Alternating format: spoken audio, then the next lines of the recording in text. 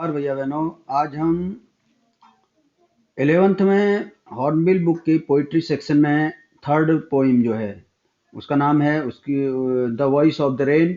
और इसके जो पोइट हैं वाल्ट वाइटमैन हैं। और इसके बारे में आज हम इसके स्टेंजा देखेंगे। पहले किस प्रकार के हैं देखिए स्टेंजा कैसे कैसे इसमें क्या है, इसके इंपॉर्टेंट स्टेंजाज देखेंगे। देखिए क्या लिखा है, read the extract given below and answer the questions that follow.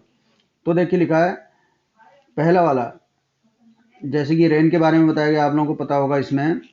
तो पहला क्या है देखिए, फर्स्ट स्टेंजा ए नंबर को देखेंगे। यहाँ पर हम ए नंबर को, एंड हु आर दो।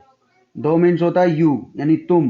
ठीक, ये लिटरेचर की साहित्यिक भाषा है इनकी, literary language. And who are thou said I to the soft falling shower. तो इसका मैं देखिए एक्सप्लेन कर दे रहा हूँ आपको एक बार। इसमें वॉइस ऑफ रेन जो पोइट है वो वॉइस ऑफ रेन रेन से कह रहा है, जो रेन है रेन से कह रहा है कि मैंने क्वेश्चन पूछा कि तुम कौन हो। और said I to the soft falling shower, जो धीरे धीरे, सॉफ्ट मीन से सॉफ्टली यानी धीरे धीरे जो बौछार पड़ रही थी छत के ऊपर या बारिश आ रही थी, जो मैंने उनसे पूछा कि तुम कौन हो।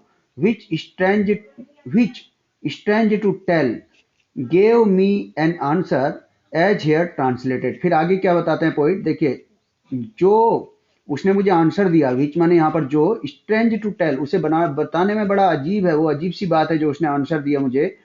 गिव मी एन आंसर, जो उसने जो बारिश के जो शॉवर ने मुझे आंसर दिया उसको बताना यहाँ पर बड़ा ही स्ट्रेंज बात है, बड़ी अजीब सी बात है, बड़ी अद्भुत बात है। एज हेयर ट्रांसलेटेड, जिसका यहाँ पर ट्रांसलेट किया जा रहा है, यानी जिसका यहाँ पर अनुवाद किया जा रहा है, जिसका वर्णन किया जा रहा है, बारिश के द्वारा क्या आंसर दिया गया। तो बता रहे देखिए, I am the poem of earth said the voice of the rain. तो जो वॉइस ऑफ द रेन है उसने क्या कहा कि मैं धरती की कविता हूं, यानी मैं धरती की पोएम हूं, मैं कविता हूं। Eternal I rise impalpable out of the land and the bottomless sea। Eternal अनंत रूप से, मतलब मैं चलती रहती हूँ, आई राइज मैं उठती रहती हूँ, इम्पल्पेबल लगातार, आउट ऑफ द लैंड कहाँ से उठती रहती हूँ मैं, कहाँ से, धरती से, एंड द बॉटमलेस सी और अंतहीन समुद्र से, जिसका कोई अतल समुद्र है, जिसका कोई तल नहीं है, उस समुद्र से मैं ऊपर की तरफ लगातार निरंतर आसमान की तरफ को उठते रहती हूँ। जैसे आपने देखा होगा कि वेपराइजेशन होता है, भाप बनती है, उसके बाद समुद्र से तो फिर आसमान में जाकर वो बारिश के रूप में वर्षा करती है। अब इस पर देखिए क्वेश्चन आया हुआ है, who is being addressed here, यानी किसके बारे में संबोधन किया जा रहा है यहाँ पर। हु इज बीइंग, तो ऐसे वॉइस से देखिए कि यहाँ पर किसको संबोधित किया जा रहा है, किसको संबोधन दिया जा रहा है यहाँ पर। तो बारिश को संबोधन किया जा रहा है, बारिश के लिए कहा जा रहा है। तो देखिए द आंसर देखिए नीचे A number, the falling rain is being addressed here, यहाँ पर जो गिरती हुई वर्षा के लिए कहा जा रहा है। अब अगला देखेंगे question double I, what seems strange to the poet, लेखक को बड़ा अजीब सा क्या लगता है, स्ट्रेंज माने अजीब सा, अद्भुत। तो क्या उसको बड़ा विचित्र सा लगता है, बड़ा अजीब सा लगता है। तो देखिए आंसर है, the voice of the rain seems strange to the poet. जो वॉइस ऑफ द रेन है, जो बारिश की आवाज है, वो लेखक को बड़ी अजीब सी लगती है। ये एक इमेजिन है, इमेजिन किया गया है, उसके इमेजिनेशन वाली पोएम है कि बारिश से बातें कर रहा है, लेकिन ये तो इम्पॉसिबल है। लेकिन वो कह रहा है कि जो बारिश की जो सॉफ्ट वॉइस आती है उसके बारे में बता रहा है, उसका अपने अकॉर्डिंग उसकी कल्पना है पोइट की। और थर्ड नंबर देखिए, there are two voices in the poem, who do they belong to. तो यहाँ पर दो वॉइस बताई गई हैं पोइम में, वो किससे संबंधित है, बिलोंग मीन से किससे संबंध रखती है। तो आंसर देखेंगे उसी के नीचे है, देखिए मैं समझा रहा हूँ आपको केवल। तो देखिए the two voices belong to the poet and the rain, जो टू वॉइसेज है वो पोइट और रेन से बिलोंग करती हैं। अब अगला देखेंगे, अब अगला स्टेंजा है देखिए, and for ever by day and night I give back life to my own origin and make pure and beautiful it। अब यहाँ पर ही तक है, केवल इतना ही। फिर आगे लिखा है, for song issuing from its birth place after fulfilment wandering ragged और unragged duly with love returns. तो देखिए लाइन 3 है, फिर नीचे समझाया गया उसके बारे में। तो क्या कह रहा है, अब फिर यही, ये बारिश की आवाज है, क्या कह रही बारिश देखिए, and forever by day and night, मैं हमेशा, फॉर एवर मीन्स हमेशा, forever by day and night, रात और दिन, I give back life to my own origin, मैं जीवन प्रदान करती हूँ, जीवन देती हूँ किसको, अपने ओरिजिन को। ओरिजिन मीन्स होता है उत्पत्ति, जहां से मेरी उत्पत्ति हुई है मैं उसको जीवन प्रदान करती हूँ। यानी कि आपने देखा होगा वेपराइजेशन होता है, भाप बनती है और आसमान में जाके क्लाउड्स बनते हैं, क्लाउड्स फिर जो है रेन के रूप में नीचे बारिश होती है और फिर वो क्या करती है, धरती को हरा भरा करती है। उसको ओरिजिन प्लेस कौन सा उसका, समुद्र है, धरती है, यहाँ से ओरिजिन हुआ है बारिश का और यहाँ से उत्पत्ति हुई है, तो इसको क्या करती है, जीवन प्रदान कर रही है। यहाँ पर नए नए पेड़ पौधे उग रहे हैं। And make pure and beautify beautiful it, और धरती को क्या करती हूँ मैं, शुद्ध करती हूँ। धरती के लिए कहा गया, और ब्यूटीफुल मतलब इसको सुंदर करती हूँ। अब देखिए, for song issuing from its birth place after fulfilment wandering ragged और unragged duly with the love returns. यहाँ पर सॉन्ग से इसकी तुलना की गई कि सॉन्ग कहाँ से, जहाँ से शुरू होता है वहीं पर जाके समाप्त होता है। यानी कि जो उसको गाता है, इशूइंग फ्रॉम अपने बर्थ प्लेस जहाँ से उसकी शुरुआत होती है वहां से चलता है, आफ्टर फुलफिलमेंट वांडरिंग रैग्ड और अनरैग्ड, जाने अनजाने कई जगहों पर जाता है घूमता हुआ, फिर सभी लोग उसका गायन करते हैं, फिर लास्ट में वो समाप्त हो जाता है। ऐसे ही फिर मतलब फिर लास्ट में ऐसी बारिश का भी है, उड़ती है पूरे धरती पर घूमती है, लास्ट में जो अपने बर्थिंग प्लेस पर आ जाती है, समुद्र में फिर मिल जाती है। अब क्वेश्चन नंबर 1 देखिए, how does the rain purify the end beautify its own origin. तो देखिए, रेन कैसे शुद्ध करती है, प्योरीफाई करती है एंड ब्यूटीफाई और सुंदर बनाती है अपने उत्पत्ति स्थल को। ऑन ओरिजिन मीन्स अपने उत्पत्ति स्थल को। तो आंसर देखेंगे यहाँ पर, मैं केवल आपको समझाने का काम कर रहा हूं। तो आंसर क्या है, देखिए, the rain falls on the earth, धरती पर रेन पड़ती है, रेन जो बारिश आती है धरती पर गिरती है। And the sea which are its origin, और जो समुद्र है इसका ओरिजिन प्लेस है, यानी कि जहां से इसकी उत्पत्ति होती है। It removes dust and dirt, तो ये धूल और गंदगी को हटा देती है, डस्ट एंड डर्ट को, धूल और जो गंदगी होती है इसको रिमूव कर देती है, हटाती है।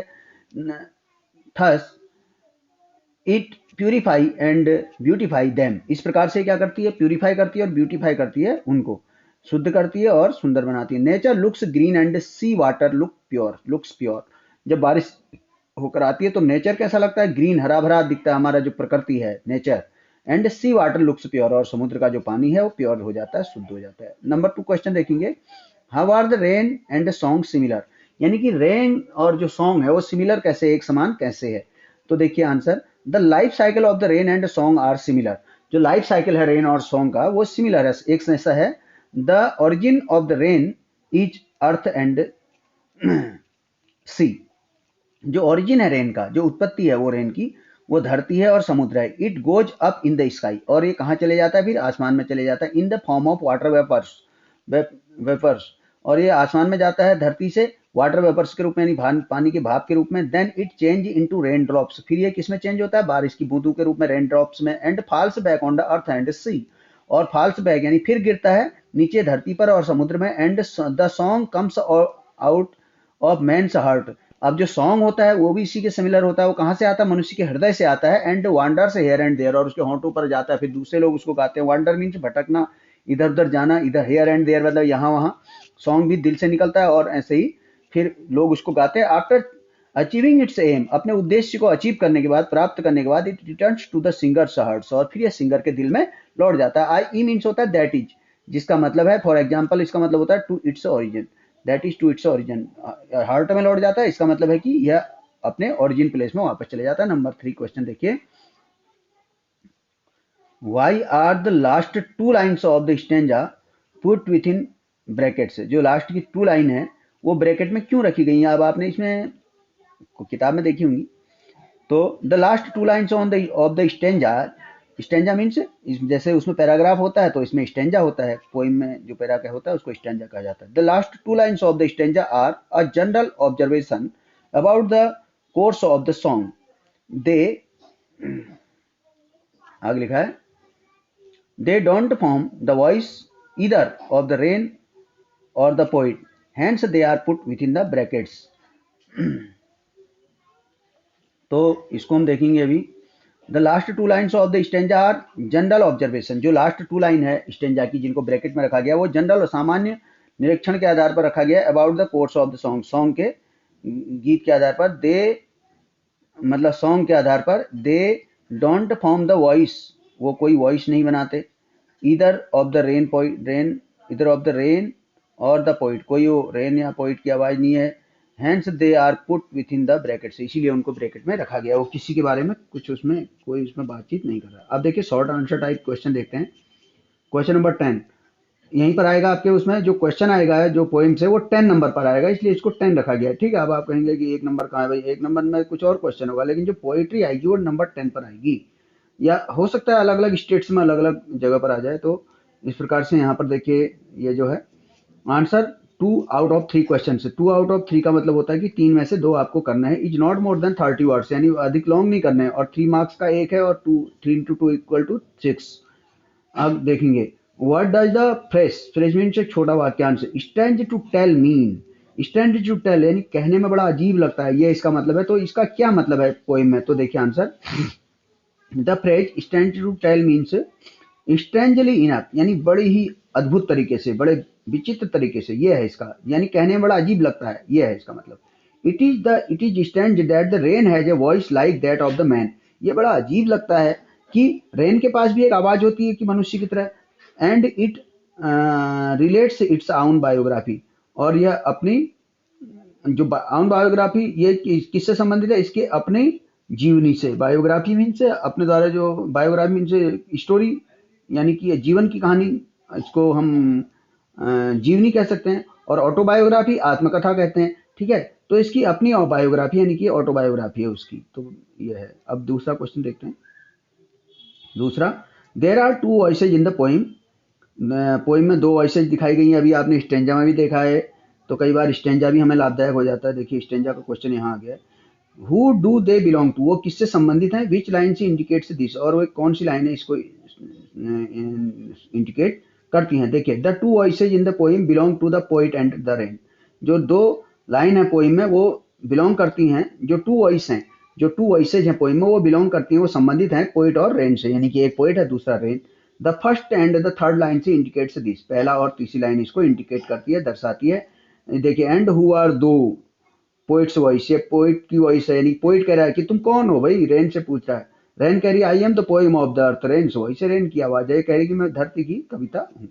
अगला देखेंगे, what does the rain do to the earth, धरती के लिए, ये प्रेजेंट इंडेफिनिट में है। देखिए आपको टेंस अगर नहीं आते हैं तो आपको सीखना चाहिए इससे, ये ता ते ती इस प्रकार से हिंदी में हम अर्थ निकालते हैं। जैसे what does the rain do to the earth, यानी धरती के लिए रेन क्या करती है। तो देखिए rain washes away the droughts, dust particles and dust layers. तो देखिए rain washes away, wash away मतलब होता है समाप्त कर देना होता है, या धो देना होता है, सफाई कर देना होता है। तो rain washes away the drought, drought mean सूखा, सूखे को मिटा देती है, जहाँ सूखा नहीं पड़ता जहाँ रेन होती है। डस्ट पार्टिकल से धूल के कणों को हटाती है, एंड डस्ट लेयर, और धूल की जो लेयर होती है उसको भी साफ कर देती है। It helps the earth germinate the seeds laying hidden in it, और ये हेल्प करती है धरती की जर्मिनेट द सीड्स, यानी जर्मिनेट करने में, अंकुरित करने में, किसके बीजों को, लेइंग हिडन इन इट, जो धरती के अंदर हिडन मीन से छुपे हुए पड़े रहते हैं जो बीज, उनको जर्मिनेट कर देती है, उनको क्या कर देती है, अंकुरित कर देती है। अब देखिए आईवी नंबर जो 4th नंबर का क्वेश्चन है क्या बता रहा है, why are the last 2 lines of the poem the voice of the rain put with in bracket से। देखिए यही बात रिपीट हो रही है, ऊपर भी आपने देखा कि जो लास्ट 2 लाइन है पोइम की वो ब्रैकेट में क्यों रखी गई है। तो देखिए they speak the general observation about the course of the song, वो सॉन्ग के जनरल ऑब्जर्वेशन के बारे में बताते हैं, therefore they are with in the bracket, इसलिए वो ब्रैकेट के अंदर बंद रखे गए हैं। ठीक है, तो इस प्रकार से ये कंप्लीट हुआ आपका, इसको देखिए, इसका लाभ उठाइए। धन्यवाद।